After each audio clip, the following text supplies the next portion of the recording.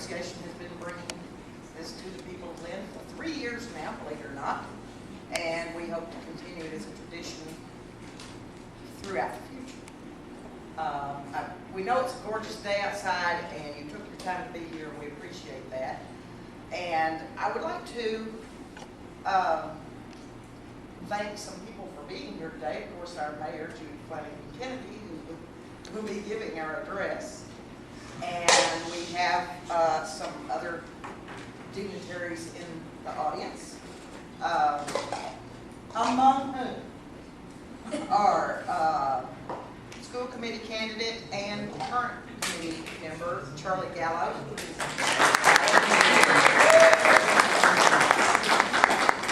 Seth Album, who is a candidate for Ward 5 Council,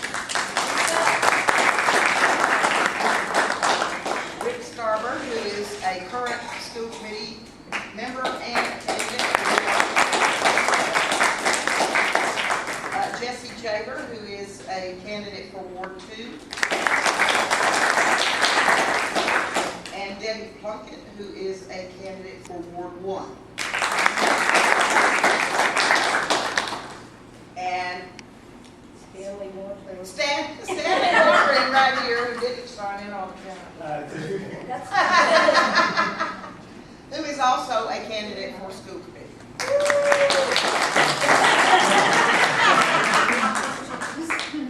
We also want to thank our cameramen today. We have Seth Album from Lynn Athens. And we also have Sean Donahue from Lynn Camp. And I have not figured out who the person is here from the item. If you're here from the item, would you let us know who you are? There you go. Thank you. Welcome. Okay. Before we get started on the address, there are a couple of things that I would like everyone to know about. And the next thing that we have coming up, if you haven't already picked it up outside, is a flyer for the Clean Sweep to the Sea, which is coming up this year on June 22nd. It's going to run in conjunction with the Downtown Lynn Neighborhood Association's Open DTL. And what we do is have teams who adopt the park for the day, go out and clean up that park, and then we will have a tent at Central Square where you can come and have lunch, or you'll be provided with supplies to do your little cleanup, as well as a ticket for lunch. And so those are being provided by a number of sponsors, and just in case you're looking for something to sponsor, we still have a few items to cover for that, so just let me know. Also, what we started a few years back, a couple of elections ago, were our candidate forums. And we have found those pretty valuable for people who are looking to make up their mind what candidate they should vote for. We have 4 this year. The reason being, we've never done ward councilors before, but this year there are an abundance of challenged seats. So this year we will also have a forum for the ward councilors. The Councilor at Large forum will be on July 10th. These are all on Wednesdays, and they're all taking place new. And then we have, that's on July 10th, and then the mayoral candidates will be on Wednesday, July 24th, the school committee on August 7th, and ward councilors on August 21st. You'll notice also, and I'm going to mention this twice because it's so important.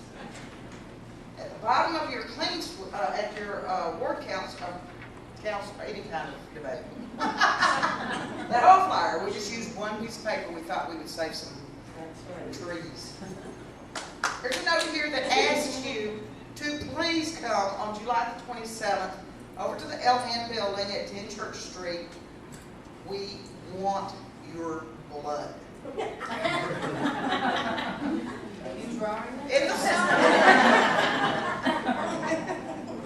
the summertime, when people go on vacations, not so many people go and give blood, and the Red Cross gets very low because of the travel involved. People do have accidents, And, you know, God forbid we should have another event like we had at the marathon. We need to make sure that the blood supplies around the greater Boston area are up to par. So we're having this citywide blood drive on July the 27th. It's a Saturday, and it's from 9 to 2. It does not take that long to give blood. I know, because they always take 2 bags from me. Because I'm O negative. It doesn't take that long. They just take it and go and eat cookies and juice and go on about your day. Then we have a separate flyer that the blood drive, the Red Cross themselves made up for us, which is very nice of them, and they did a very professional job of it. So please encourage your family and friends and neighbors to come out, give blood, and come out and attend the debates, and to go online and to sign up for the Clean Sweep to see. Because we do individual supply bags for these teams and the team members, and you also are going to need a ticket to eat your lunch downtown, so we need to know how many lunches we're providing. So please go online and sign up. There's a list of every park in Lynn on our website. You get to pick it. You get to say whether you'll be a team leader or not, et cetera, whether you want a certificate for community service hours. It's all online, and I welcome you to take a look at that. And now, one more thank you. We want to thank the congregation of Hobbit Shalom for allowing us to use this building for the last 4 or 5 years, pretty much on demand. And they have just been extremely gracious to us, and we appreciate that very much.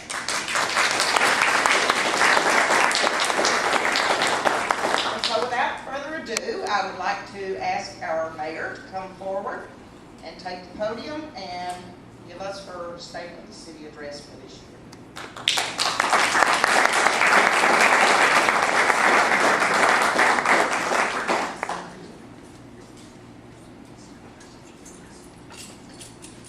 Good afternoon, everybody. Good afternoon. I want to thank the Lynn Community Association. Can everybody hear me all right? Yeah. Okay. I didn't know if these were amplified or just microphones for the Lynn Cam or whatever. Okay. I want to thank the Lynn Community Association and Temple Ahabat Shalom for hosting today's State of the City address, and to all of you who have elected to spend some time indoors on a gorgeous Sunday afternoon. As I stand before you today, I am tempted to go through everything that's changed in the last 4 years. But I know this is a State of the City, and it should be encompassing what has gone on from the most recent State of the City address in June to this current June. So let me tell you some of the events that have taken place over the last year and the direction that we're moving. Some people say I do things differently, and I'll let you decide at the end of this address whether you think different is a positive or a negative word. For example, today, Lynn is the only city its size in the Commonwealth that has a sizable reserve fund. It started the year at about $16 million. As we stand here today, it's about $5.9 million. And that money has been put to some very good use. We did not spend it immediately. We chose to spend prudently, and it still leaves us on solid financial ground. We had $4.7 million of that used to reduce the tax levy. We had $1.6 million of that to go to school security and some needed repairs and upgrades to the school buildings. We had $1.7 million of that went to the Breed window replacement program and the Tech roof replacement program. We used $1.3 million of that for the eminent domain taking of the Brookline Street properties that will be the future site of the Thurgood Marshall Middle School. And $400,000 of that went to renovate 100 Bennett Street. It's the old IUE hall. We're going to be consolidating all of the school administration offices into that one building, so that it's one-stop shopping. Right now, if there's a problem with special ed, or you need to go visit the Fine Arts Department for whatever reason, you have to go over to Broad Street. They're not even in the tech annex due to lack of room. So this will consolidate all of the school departments under one roof. Today, in one of the worst recessions of our lifetime, I'm proud to say that because of our budgetary decisions, our bond rating was upgraded this past fall to an A status, with a stable outlook. So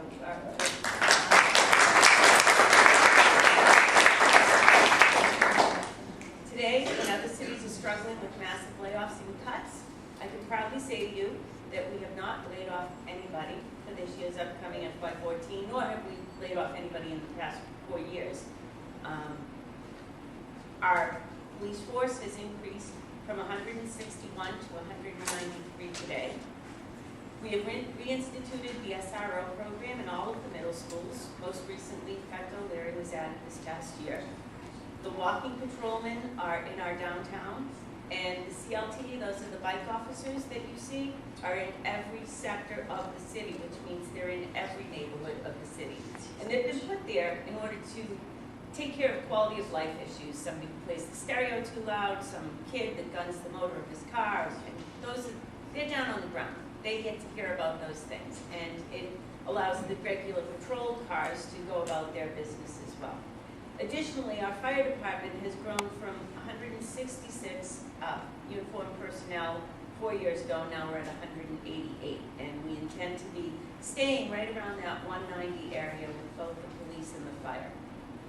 With those additional officers on, there's been a direct correlation with our crime rate. If you look at the 2012 annual report of the Lynn Police Department, it is available online. Our crime rate for the past year for Part 1 crimes decreased by 4%.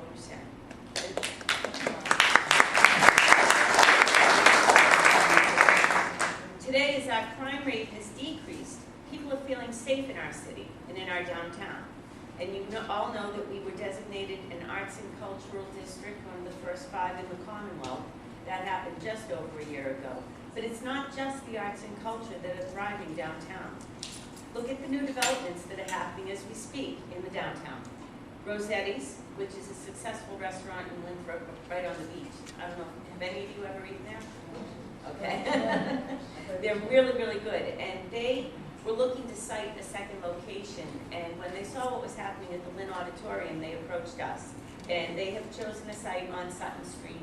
So we'll be getting yet another restaurant downtown.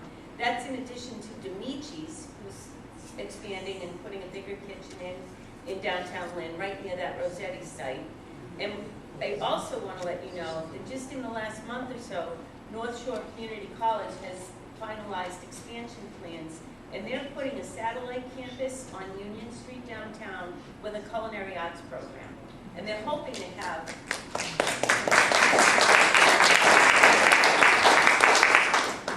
use all of us as guinea pigs, so that they will prepare the food, have their students train as servers, plan the menus, and offer everything at a very competitive price. So, while it's technically not a restaurant, it's another place that we can go eat, and who knows, you might be served by the next great chef. Today, almost every union contract has been finalized and in place. For a while, there were some unions like the police and fire that had gone 5 and 6 years without a contract. We now, as far as I know, only have one contract left outstanding, and that's for Union 1736, but we are actively negotiating. I expect that to be settled as well, so all of our employees are hopefully content and secure in their contracts. Today, a Lynn child who is looking for a summer job now has an equal chance of getting one. When I took office, it was strictly the Good Old Boys Network. If you knew a political insider, then you got a job. Now all of the applicants are put into a lottery, and everybody has a fair chance of getting a summer job.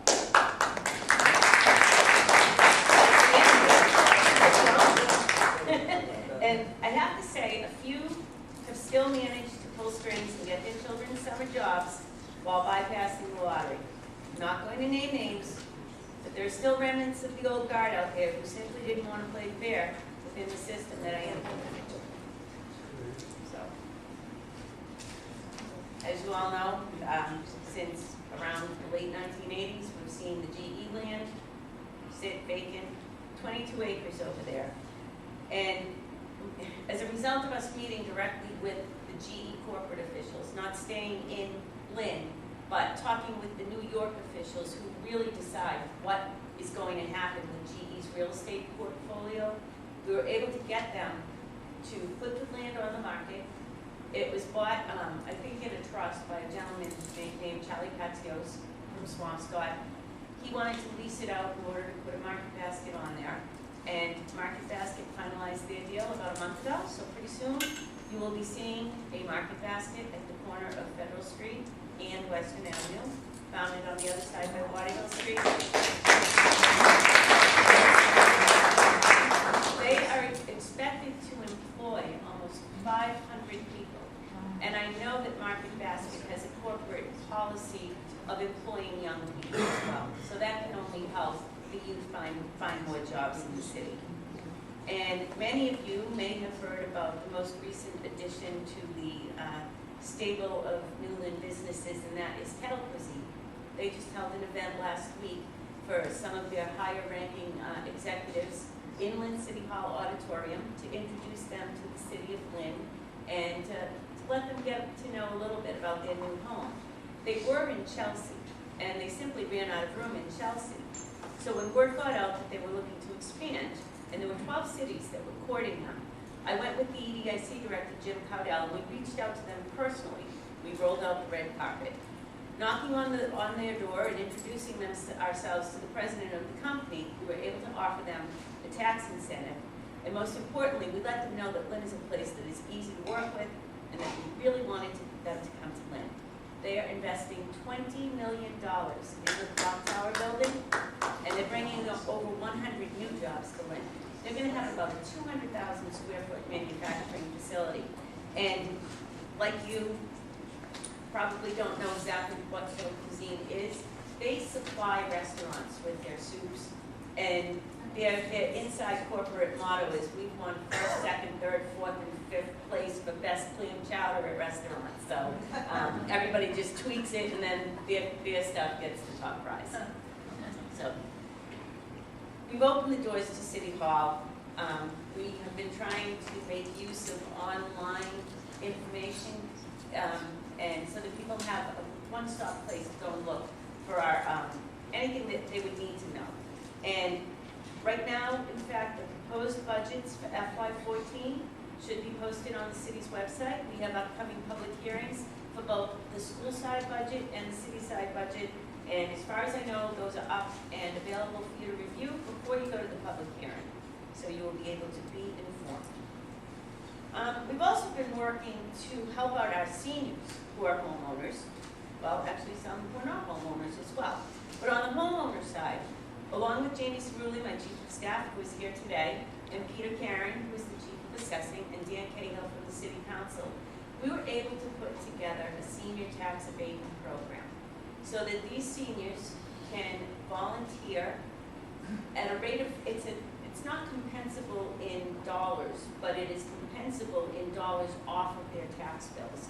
So they can work at a rate of $8 an hour to earn up to $600 off of their tax bill, and we figure that is a needed relief for a lot of the senior homeowners who are struggling with so many bills that this is one way the city of Lynn can help to alleviate that, and at the same time, make use of the knowledge that's out there. When we were looking at some of the applications, we had people that could have taught yoga, there were people that had been in the financial side of business their whole lives. We have people that want to be docents over at the GAR. We have people that are going to volunteer over at the library. And I use the term volunteer loosely because, as I said, this is something where they are earning money to get money off their tax bills. The other thing we did last July, as you can all remember, the RIDE and the MBTA raised their fares significantly last July. And Paul Crowley, who is the executive director of BLISS, who works in conjunction with the Lynn Council on Aging to run the senior center, came to me, and he was afraid that we were going to maybe lose some of the seniors because they wouldn't be able to afford the trip. $4 each way times 5 days a week, $40 a week is pretty expensive for getting down to the senior center. And we did not want to lose them, and we did not want to have them lose their independence, their ability to socialize. So what we did is the city gave the Lynn Council on Aging and BLISS $17,000 to supplement rides in the afternoon. It's not something that we could offer up to everybody, but for those of the seniors who took the ride, they were able to get a full fare ride by the MBTA's The Ride in the morning, and then the buses from Bliss volunteered to take them home in the afternoon at no cost. And that was funded by some City of Lynn money. So we were able to keep more seniors active in the community, which is so important. As many of you know, I'm a huge proponent of the Lynn City Hall Auditorium. So let me put my plug in. Dog Whisperer, Cesar Milan, coming July 11th. The Amazing Kreskin, coming October 30th, which for those of you old enough to remember the Johnny Carson show, he's a mentalist, and I think October 30th is a perfect night to host him. And also in October, an equally inappropriate time of year, Alice Cooper. Yes. So, those are just some of the shows that are coming up. We've also had ZZ Top this year, George Thorogood and the Destroyers. In short, we've gone from 2 to 4 shows per year in the auditorium since it was renovated in 2005. From 2005 to 2009, we were doing 2 to 4 shows on average per year. In the last 4 years, we've done 12 to 15 shows a year. And we are now in the final stages of completing the air conditioning. This is going to be a year-round revolution. Can't promise you Cesar Milan is going to get the air conditioning on July 11th, but substantial completion is scheduled for August 1st. And if any of you have been by City Hall, you've seen the crane out there, you might have seen all the ductwork out there. They're really moving along, and they're doing a very good job. So that was paid for in part with a $241,000 grant from the Arts and Cultural Council of Massachusetts. It was a matching grant, so the city gave another $241,000 on top of that. There's $600,000 of it that came out of the bond that I'll be talking about in a little while. But that is not going to be any long-term obligation for the citizens of Lynn other than what was included in the bond. We'll be able to benefit from that air conditioning almost immediately. And the ripple effect that it will have on the downtown restaurants is huge as well. I've heard anecdotally from people like George Marcos over at Brothers and Matt O'Neill over at the Blue Ox. They can have 3 or 4 table turnovers on show nights. Their revenues go up to 20% on a show night. So for those that think that the auditorium is my little pet project, it is so much more than that for the city. It really can become a hub in the economic wheel that is downtown. Still making $82,500 a year, which ranks me at about 425th on the city salary list. I'm still waiting to hear the court's decision on what the proper salary should be. We asked the court actually 3 years ago for declaratory judgment because the way I read the City of Lynn's ordinances, the last time the mayor's salary was even considered was in 1998, and at that time I set the salary for $82,500. So I guess I'm being paid at $1998. Some would say my wardrobe can be $1998 a lot of the time. But until I hear from the court, and the summary judgment motions are scheduled to be heard pretty soon, until I hear from them, I'll continue to abide by Lynn's salary ordinance. Just wanted to let you know that. As you know, we have a new Chamber of Commerce in town, known as the North Shore Latino Business Association. They just celebrated their 2nd anniversary. They had about 120 members at the end of their 2012 cycle, and they are now up to 200 members. Those are all small businesses, the majority of them from the Lynn area. So I can say with a great deal of pride for them that the Latino business community has been very strong, very forceful, and it is growing, and that can only be to the benefit of everybody from downtown and beyond.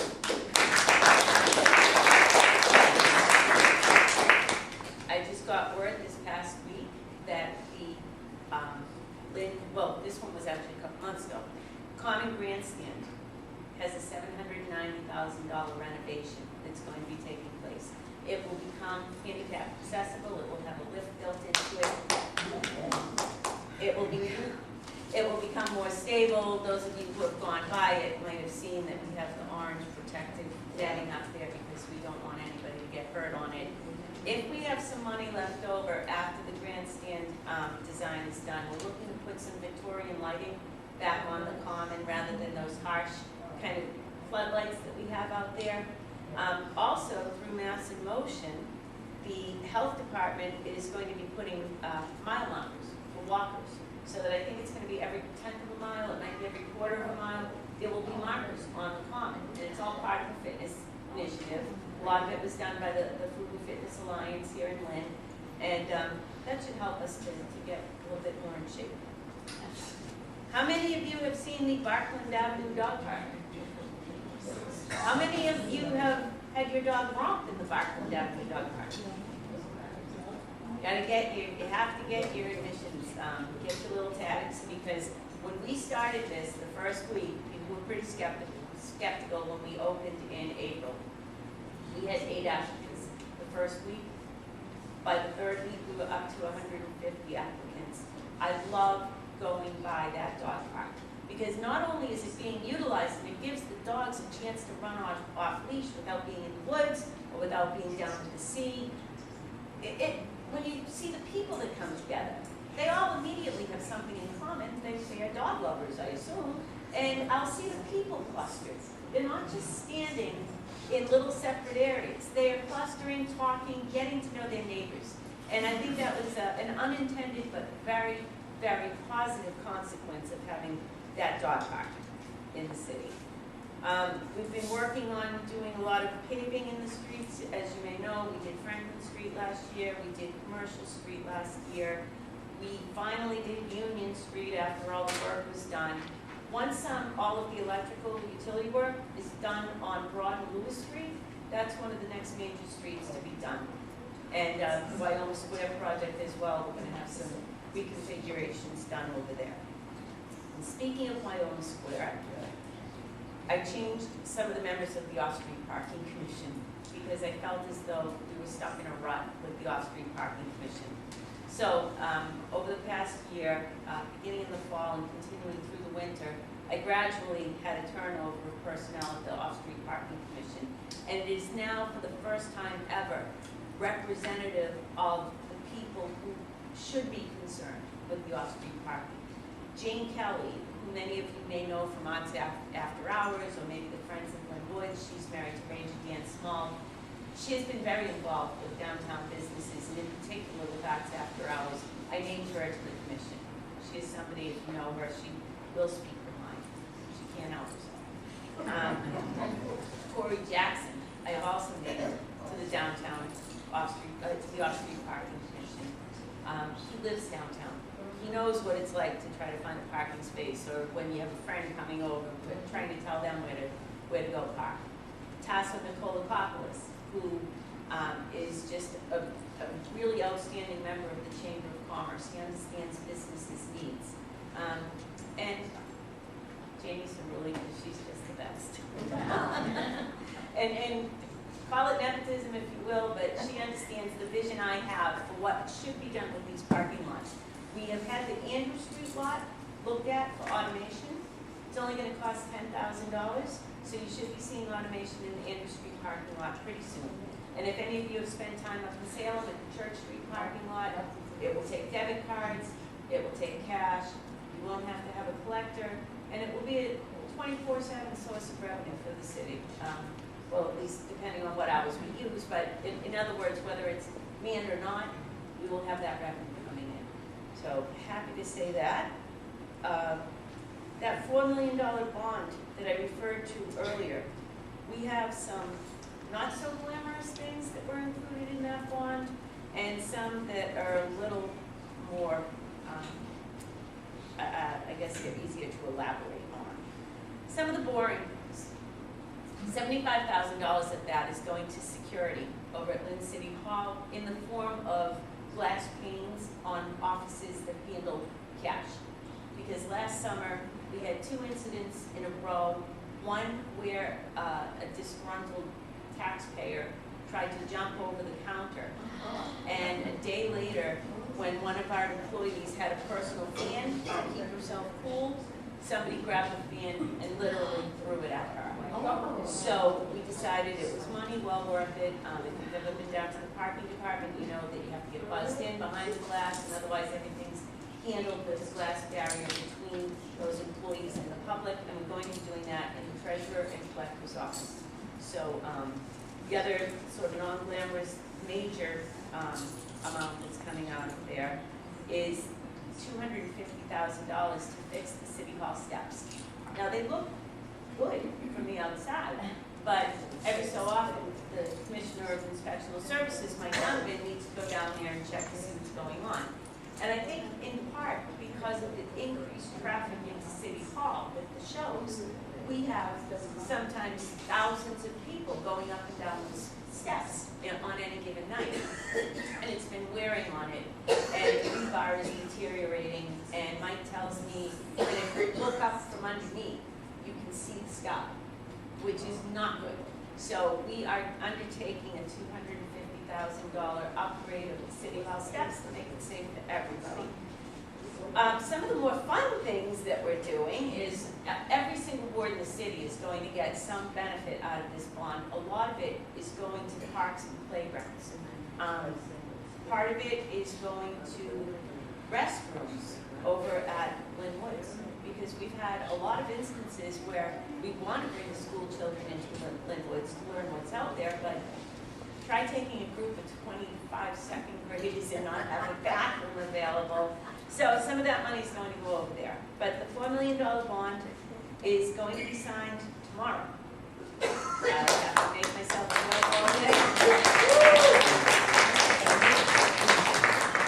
But we will be able to go ahead and start spending that money once that hits the market. Thurgood Marshall Middle School update. It looks right now that the projected opening is going to be September of 2016. The next important steps are the design. We should have the design by the end of July. In October, the Mass School Building Authority, MSBA, is going to be giving a final vote on whether we will be getting 80% reimbursement on this. And there's been some jockeying, political posturing, I don't know what you want to call it, with when the vote is going to be taken, because we, as a city, have to approve it by a ballot vote. And all of you here, I would strongly urge you to support this vote in favor of funding a Marshall Middle School. And even for some of those who don't live in the areas of the city serviced by the Marshall Middle School, our next school in the pipeline is Pickering. No, my kids went there. Believe me, it needs work. But Marshall was worse. And getting Marshall fixed is a prerequisite to getting Pickering into the pipeline. So even though there may not be an immediate and direct benefit for those in Ward 1 and Ward 2, the benefit for you comes after Marshall has been approved. Then we can get Pickering going. As I said, we've already taken the land, the $1.3 million taking over on Brookline Street. My understanding is that the meeting of the MSBA is more or less a rubber stamp. So right now, it looks like the vote is going to be held in January of 2014. There are some who would like to have it on the September primary ballot, and others that would like to have it on the November final ballot. Frankly, I've given up with all the back and forth, and I don't care when it is held. I just want to stress the importance of having that bond vote pass in the city. And please tell your friends and neighbors the same thing.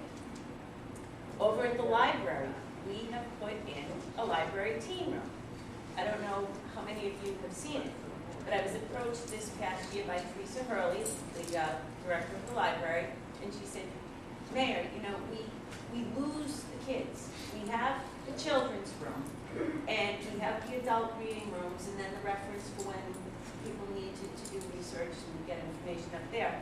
But we have no place for the teenagers to come and feel like they're welcome.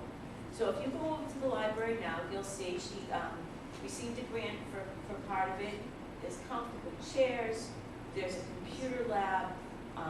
There are plans to hook it in online to reach out to other libraries that have teen rooms like that to kind of share ideas. But I think it filled a void in our library services. And I'm so glad that she came to me with that idea. And I have not yet heard back from her as to whether she has a group of regulars that are going there, or my guess is it's going to be a huge success.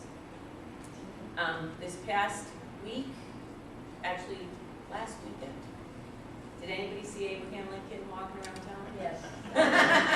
Were you a little confused? And if you know your history, you might have seen Ulysses S. Grant, you might have seen General Chamberlain walking around. All of that is a result of our GAR trustees and Bob Mathias, the director of the GAR Museum, which also got $100,000 out of that bond money to shore up the envelope of the building. That was considered a GAR signature event, a national event. And they held it here for the second year in a row, which means they must have liked what we were doing to host them. But it brings a little bit of recognition to the city. It brings people in from outside. The GAR Museum is open to anybody who wants to go and view the collection. And I'll tell you, it really is an extraordinary collection. For those of you who have not visited GAR, nondescript building on Andrew Street, Bob Mathias will tell you more than you ever wanted to know about it. I still don't have a trash ordinance. I have been waiting since August of 2011. What can I say?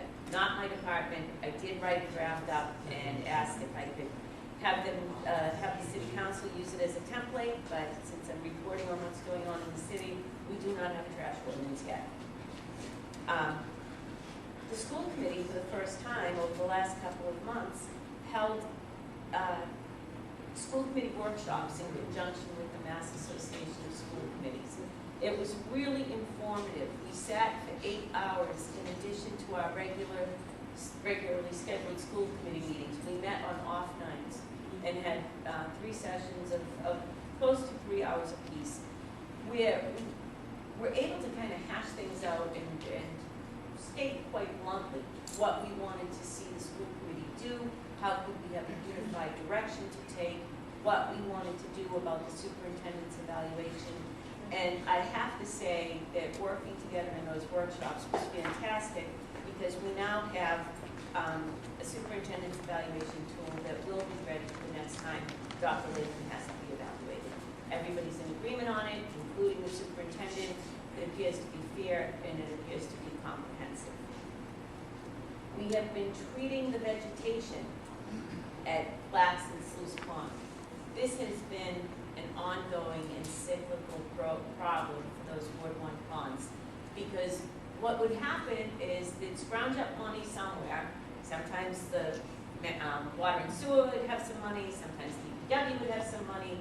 So, community development can't use the money because it has to be in certain areas of the city, and Ward 1 didn't qualify for community development money. And it became extremely frustrating, because if we missed a year with the vegetation control, we had twice as much to do the next year. So it seems silly not to have a permanent source of funding for the weed control at those 2 ponds. So last year, and continuing again this year, we've allocated $25,000 out of the mayor's budget, because that way nobody can cut it on me. It's in my budget, to continue with an ongoing preventative weed control program at Flats and Sluice, and this year we are expanding it to include Floating Bridge Pond as well, because that was getting a little messy. I guess I'll wrap up with something that has been annoying to many of us for many, many years. Rats. The Pink Bridge. If you want me to mention rats, though, we have added in this year's budget for FY14. So beginning July 1st, we will have another part-time health inspector coming on to help with the rodent problems. In addition to that, we've changed the way that we send people out on these rodent control problems. In the past, the rat guy, Jim Wilson, so I love him, the rat guy and the exterminator would go out to complaints together. And Jim would go and look and evaluate the situation, and if any eradication was needed, the exterminator stayed behind and did it. and Jim would wait with him, and then they'd go on to the next problem. But now what Mike has instituted, Mike Donovan from the ISD, is he is sending Jim out first to inspect. If there is a problem, it gets put onto a list for the exterminator. And then the rat inspector goes on, the health inspector goes on to a second property. And then if that is deemed to be a problem, that goes on the list. And the exterminator follows behind. So now with the 2 part-time inspectors, we should be able to cover more ground than we had been in the past. So that's the update on the rat control. Again, trash ordinance is going to go a long way toward helping that problem as well, but that we don't have yet. So anyway, what I was going to talk about, see, I thought this was the biggest problem in Lynn to a lot of people, is the pink bridge. Remember our ugly pink bridge downtown? Did anybody notice it? It's painted brown. I hope you like the brown better. And you know, I've heard more complaints about that pink bridge. Black. It's brown. Black. Brown. Black. I call it brown. This color's right here. Well, anyway, it's not pink anymore.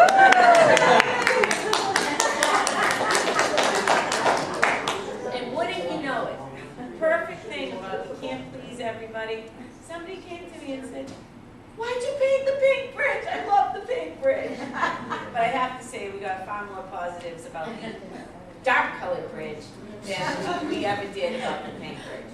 So in a nutshell, that is what is going on and has been going on in the city over the last year.